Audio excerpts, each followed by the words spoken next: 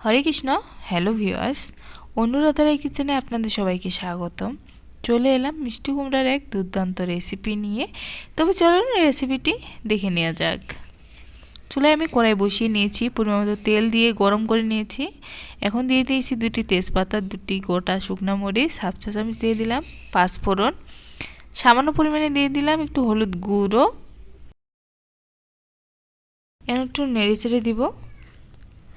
आगे থেকে কেটে পরিষ্কার করে রাখা কুমড়োগুলো দিয়ে দিব।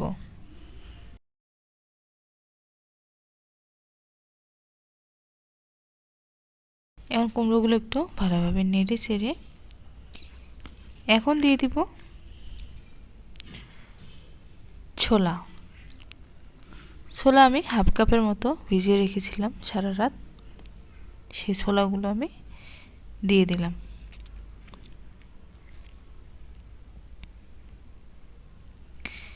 দিয়ে দিব স্বাদ মতো লবণ, হলুদ গুঁড়ো, দিয়ে দেব মরিচের গুঁড়ো। কতটুকু ঝাল খাবেন সেই অনুযায়ী মরিচটা দিয়ে দিবেন। আর দিয়ে দিব গরম মশলার গুঁড়ো,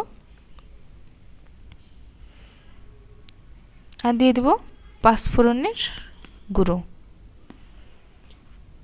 সব কিছু আমি ভালোভাবে নেড়ে চেড়ে মিশিয়ে নিব কুমড়োর সঙ্গে।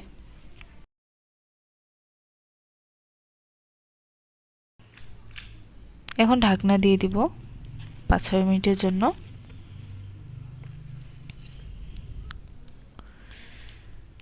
5-6 মিনিট পরে দেখতে পাচ্ছেন কুমড়োটা অনেকটাই আমার ভাজা ভাজা হয়ে যাচ্ছে, ছোলাটাও অনেকটাই সিদ্ধ হয়ে গেছে।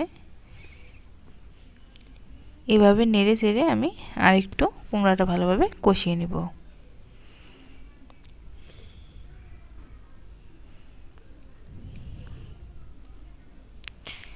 এভাবে মিষ্টি কুমড়া রান্না করলে যারা খেতে চায় না কুমড়া, তারাও চেয়ে চেয়ে খাবে।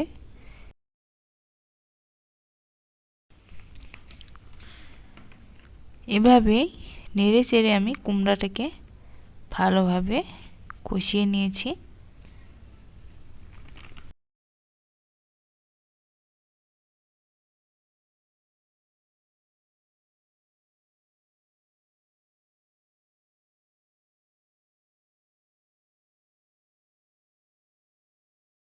এখন দিয়ে দিব সামান্য পরিমাণে একটু জল। কুমড়াটা আমি বেশি রস করব না, এই জন্য সামান্য পরিমাণে জলটা দিয়েছি।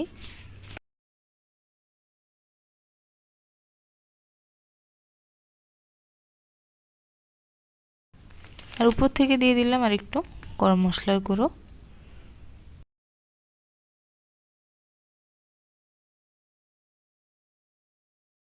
এখন ঢাকনা দিয়ে 2 মিনিটের মতো ফুটিয়ে নিব।